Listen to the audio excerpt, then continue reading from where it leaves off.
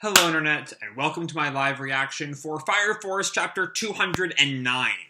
When we last left our heroes, the White-Clads held their final mass before the Great Cataclysm.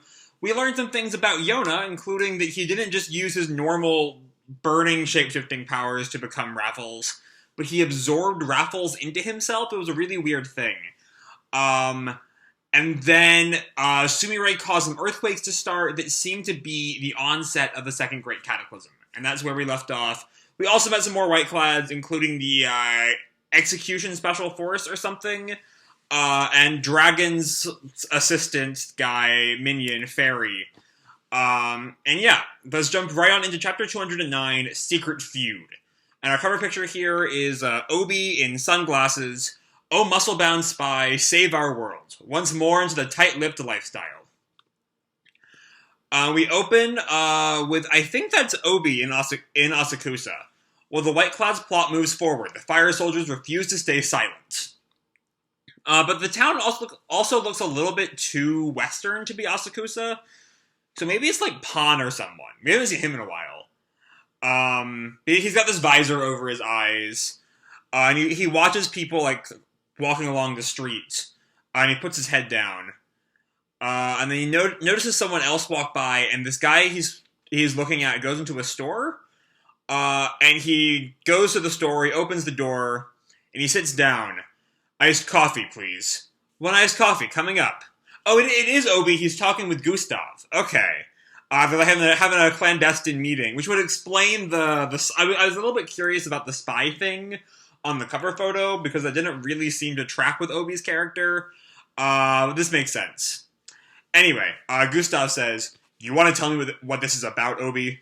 Sorry to be so roundabout regarding things, but, well, we're all traitors these days. Yeah, I know. So what do you want? You know the cataclysm's at hand, right? And I want to know if the army's preparing. I want to know if Company 2 is seeing any moves from the Empire, and if you'll cooperate with us. You realize how dangerous this is, right? What made you think I wouldn't betray you? I know it's dangerous. That's the whole reason I'm here. Thought the leader ought to be the one to come. Sounds about right. I know you aren't one for lying or cheating. I figure that's the reason your buddies and troops stick with you. One moment.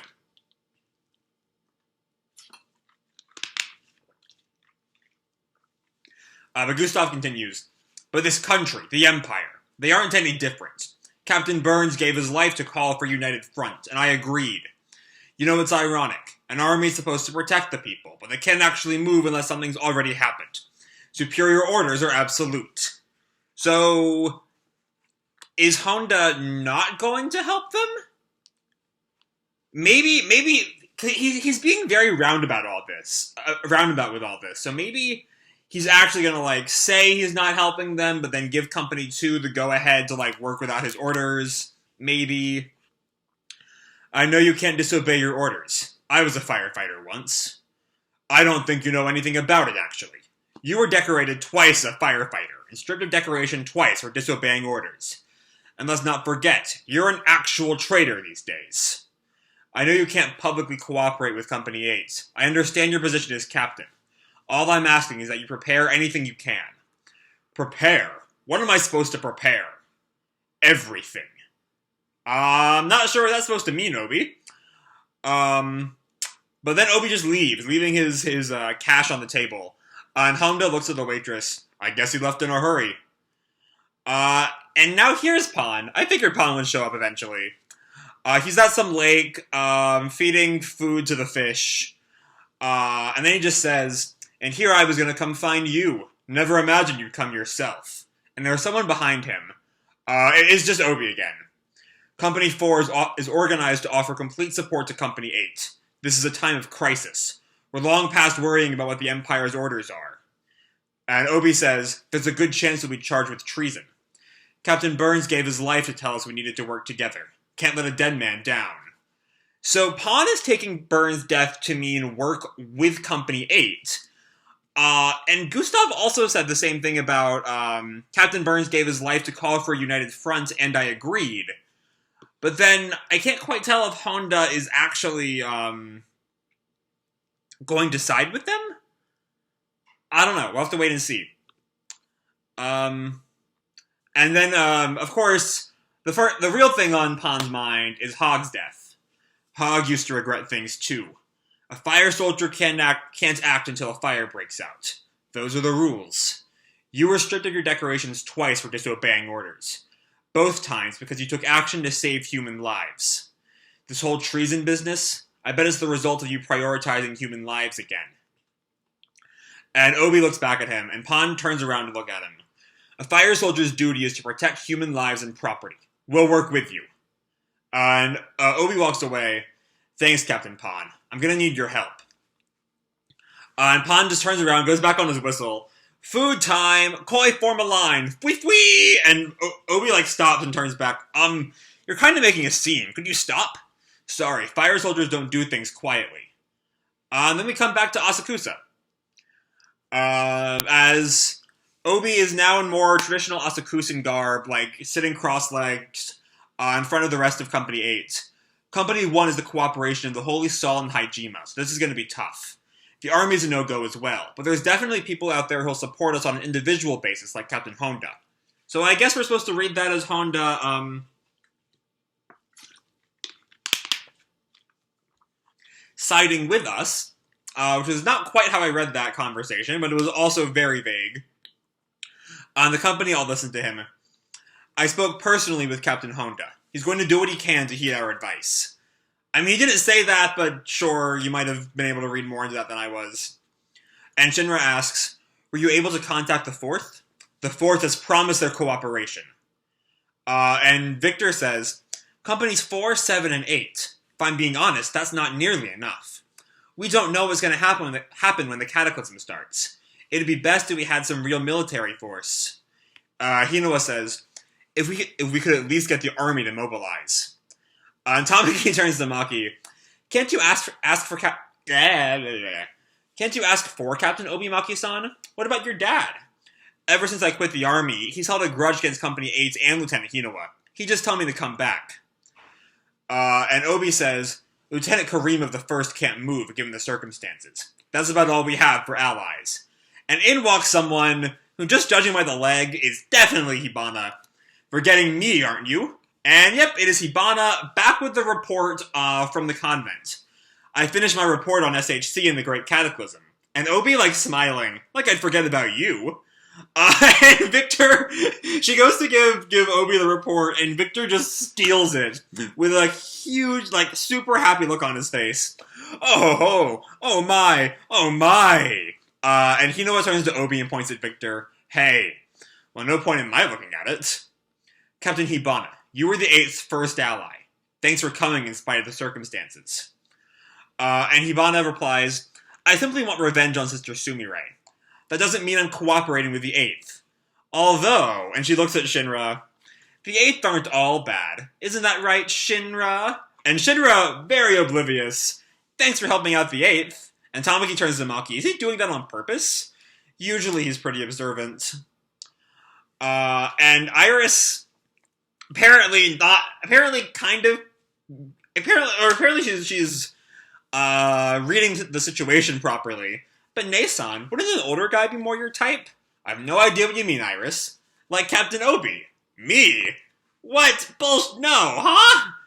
Don't you dare start implying an Obi-Hibana ship. When Obi-Hinowa is right there. Come on, guys.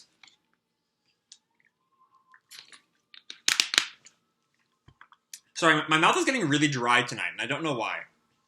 Wouldn't that be weird? I'm kind of old for her. Really? And Maki, who of course is super into Hinowa, says, who cares about age differences these days? Iris turns, well then, what about Lieutenant Hinowa? Wah! Lieutenant Hinowa? Wouldn't that be weird? And yep, there's the Maki's into Hinowa bit. It's kind of weird though. A series that has never really given a damn about romance at all of a sudden is spending the big chapter before the final battle, setting up ship bait. It just kind of seems like they're trying to just have a pre-justification for endgame pairings. And I don't think this series really needs that. Anyway. Excuse me. And Arthur looks at her. What's got you all flustered? And Hibana just, like, glares, hey, stop forcing me onto people. And Iris, once again trying to play matchmaker, I think Shinra-san and Tamaki-san would be a good couple. What? And Shinra just looks at her, say again. Hold on, Iris, why would you pair me with a guy like him? Don't act like you're better than me, Kat. I'm not interested in you. I like feminine types, like the sister here. Oh, you creep, I'm a sister too. And now it's Iris's turn to be oblivious. Of course, I like you a lot too, Shinra-san. And Shinra just kind of, like, blushes and gets this, like, dumb look on his face, and Tamaki just stares at him. You are such a creep. Flustered? Who's flustered? Back with Maki and Arthur's bickering, and Arthur just lets out a heh. Iris and I make a way better couple. What? Who's a creep? Wait, is Tamaki supporting herself and Iris? Is that what she's saying? Is Tamaki coming out? Is that what just happened? We support lesbian Tamaki rights, alright? That's all we're saying. And Vulcan just shuts it all down. Sister Iris, stop trolling people with that angelic look on your face. And Lisa, airheads are scary. And they hear a thump on the ground, and a little, like pressure comes out from under it. You Tokyo folks do nothing but fight. Is this Benny? Because Benny's the only one who might say, like, Tokyo folks, but this isn't really his thing. Unless it's Shop! It's fucking Shop! Holy shit, it's fucking Shop! Ushan Mole Strike! A talking mole! Right! I don't know about Shop yet! Translator notes, Lushan refers to Mount Lu/Mount Lushan, a mountain situated in the northern part of Jiangxi province in central China. No allies and no solutions. The treasonous eighth is looking troubled when Scop appears. I guess that's how we're spelling his name now. He's from the Chinese peninsula. Why is he here? To be continued chapter 210, an appearance. Well, I mean, we already knew that Scop was spying on Sumire, right? I feel like we saw her there. But yeah, Scop is finally back. Good for him. I've missed him. He's a good dude. Even if we have not seen him in like 2 years. So yeah, this isn't really a standout chapter for me, I will say. I enjoyed parts of it, as y'all could tell, especially Scop's return. But like, it's definitely kind of a mirroring of last chapter with the White-Clads. We're getting kind of the same thing here. Maybe we'll get another chapter, because we did technically have 2 chapters with the White-Clads, with Show's defection and then the mass. Then now we'll have this chapter, and then the next, we'll kind of round out the pre-finale, like, working on things. I don't have the word for it. I'm sorry. So, like, that's I think is what's going on here. It does a good enough job at that. The Honda Obi conversation is very, like, vague and roundabout, which is kind of the point, because Honda can't publicly declare his support for the 8th. Much like Burns couldn't. That's a comparison that gets brought up repeatedly between both Honda and Pan. And so I'm kind of curious, especially with Honda, who is in a much more similar place to Burns than Pan is, where he has to publicly side with the Empire because he's the face of the army. I'm kind of curious what that means for Honda. Will he meet a similar fate to Burns, perhaps? He's a minor enough character that it wouldn't really change too much. And he would not be the first captain to die. We've lost Hogg and Burns already. Pan is a much more simpler conversation. Pan is much less... Company 4 isn't really tied to anything, as I recall. So we can basically just say, yeah, I'm with y'all. Screw the Empire. My boys are in your brigade. I'm with y'all till the end. And of course, the White-Clads killed Hogg, which makes things a lot more personal for Company 4. Which also means, where is Company 6 in all this? Because Hogg's granddaughter is a member of Company 6.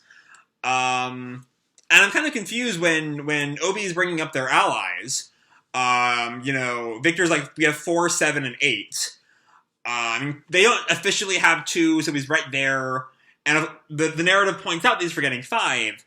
But, like, 6 should also kind of be on their side, right? Because Hogg's granddaughter is a lieutenant over there, I thought, right? So, I'm kind of confused why they didn't go to 6. Like, I get why they want to go to Hajime and 3 with, why they want to go to 3 with this ties with Hajime and Dr. Giovanni, who is probably much more open about his White-Clad ties now. They mentioned why they can't go to Company 1 at the moment. But I don't know why they don't try to rope in 6. I don't know. We'll hopefully see more of them as the arc, as the final arc gets underway. Before that, though, we have some random shipping nonsense going on. So if you're really down for the shipping side of Fire Force, and somehow that ship is not Obi Hinoa, which is the only ship that's valid, let's be real here. If you're not into that, though, it's probably not going to be your thing. Except for the random, I think that's from Tamaki, saying Iris and I would make a way better couple. Because I don't know why Shinra would say that, given that they were, like, the way better couple is a reference to Shinra Iris. Though I guess the Iris Tamaki shippers in the fandom are going to be really down on that. And I think they exist. If not, they will soon. But then, of course, there's the big moment of Scop returning, which, again, we kind of saw coming after his cameo at the Raffles arc. Now he's back, which makes sense. It's the final battle. And the Lady in Black does have her cameo in the Raffles arc as well, so I'm kind of curious how she's going to factor into the finale, especially now that her loyal boy Scop is here.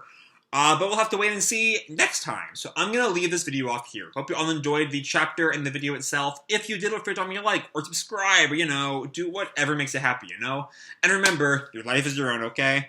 Bye!